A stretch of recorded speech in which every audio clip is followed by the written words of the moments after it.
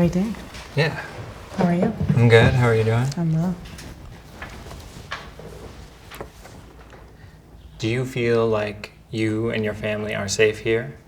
Safe in regards to the city itself, how it's policed, how it's being ran, the officials, are they in my best interest? No. On New Year's Eve, when I was about 14 years old, me and my friends at the time being, we were popping firecrackers outside. We had the cops called on us, and they came. They said that it was gunshots, then forced themselves inside of our home. At that time, we did have dogs. The dogs sensed that there was a danger, there was intruders inside of the home, so they came outside of the home. About 14, 15 cops, 3 dogs. Every last one of them shot our dogs. I literally am standing here. The dogs are 2 steps down from where I'm standing. Yeah. I'm a kid. I could have been shot. Yeah. That's why. Yeah.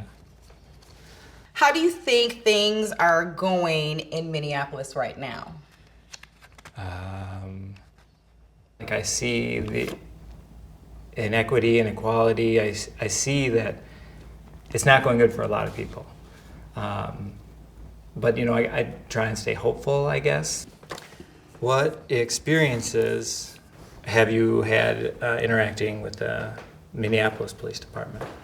Just very, very recently, I had a male friend who had a female roommate at the time.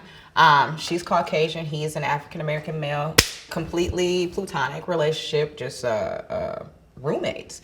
Situation happened where he didn't want to be roommates with her anymore. She was not willing to give him his things back. So I'm like, hey, we got to go about this the right way, call the cops, have them come out, have them walk through the property itself, type of ordeal. We don't want anyone going to jail, we don't want anyone getting hurt or anything like that. Immediately on pull-up, his face, when he saw my face, went from a smile to a frown really, really quickly. Sure. And then I knew instantly that this was not gonna be a good ordeal, Yeah. okay? Because he knew that we were black.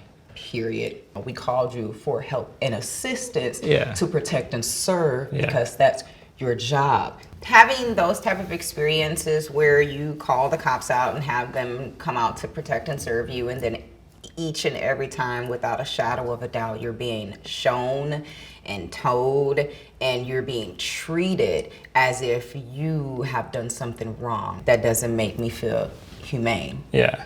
I mean, you got Tom that's coming from Hastings to North Minneapolis. He might be shaking in his boots because of the environment, but here you are coming to police the same area.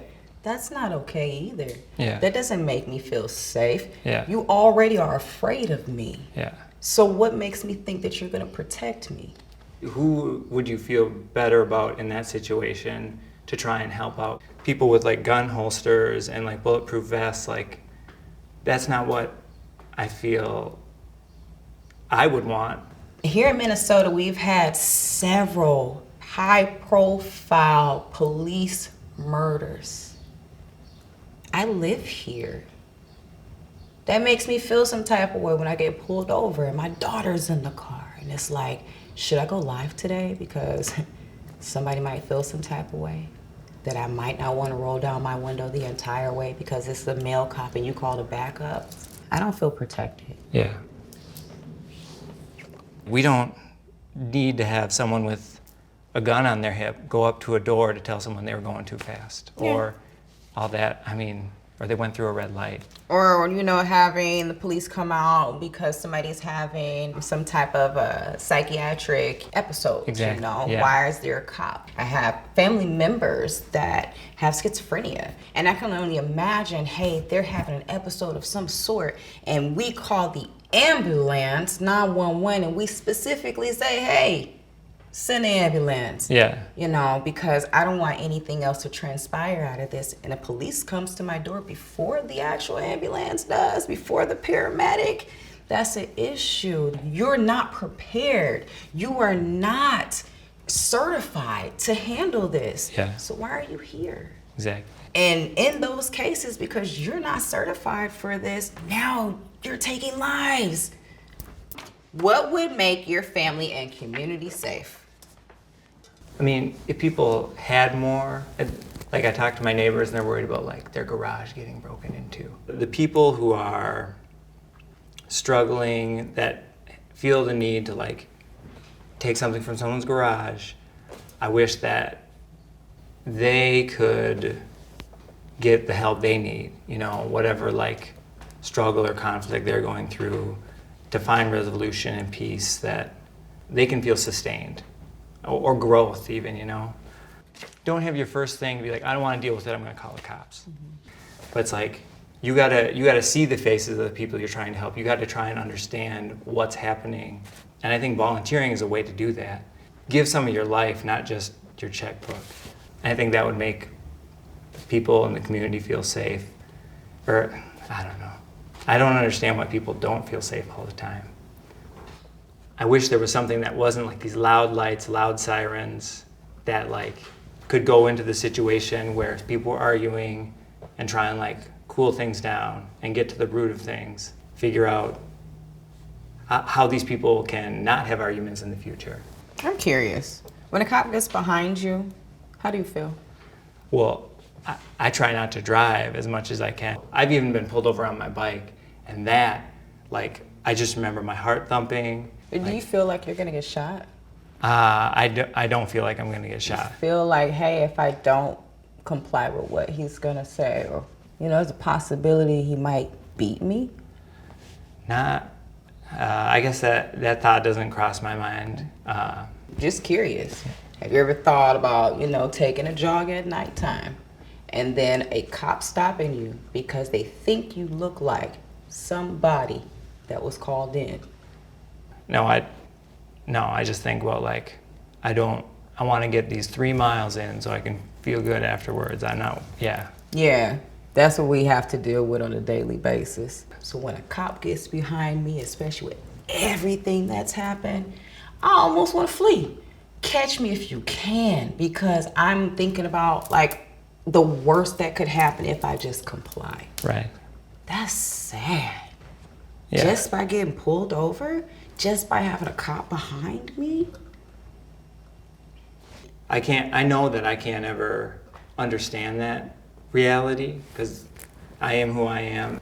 There's empathy and sympathy in those different ways to try and like make people put themselves in other shoes, but they won't ever really know.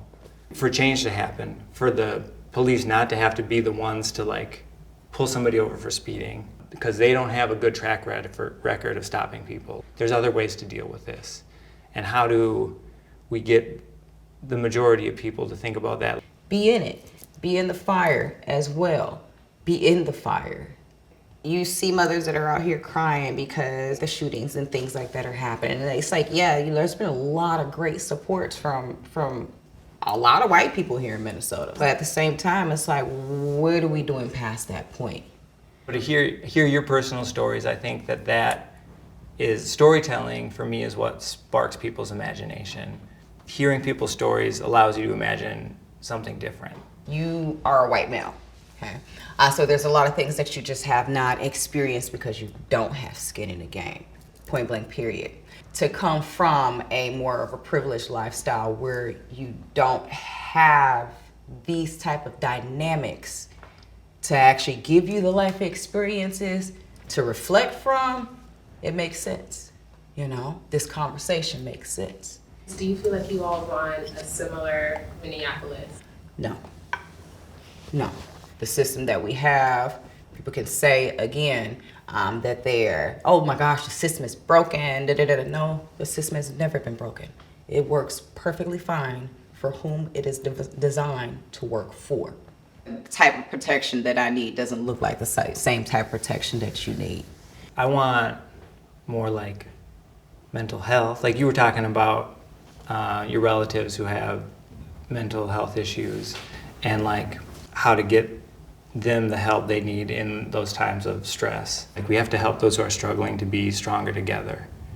And I don't know if like that plays into safety or how that comes about or what we change to make that happen. Just because of the uprising of where we are right now, this is like the topic. This is where it is. Police brutalities, the uproars, the unprecedented numbers with COVID and how it affects us. And those are the topics. So it's how we get past this point. Everybody's so ready to heal. And it's like we haven't really dissected the problem. We have a disease going on right now. What's causing the disease? Because we're dealing with the symptoms. Yeah. You know, let's deal with what's happening first, then how we're gonna deal with it, and then let's get it knocked out. I haven't felt any disagreement with what I've heard from you, so I wouldn't say that we don't share the same vision, but I don't know if we like hashed out the details and put it on a big like chalkboard or something. There'd No, be I- some similarities, definitely, and there's be some contrast, you know. Yeah.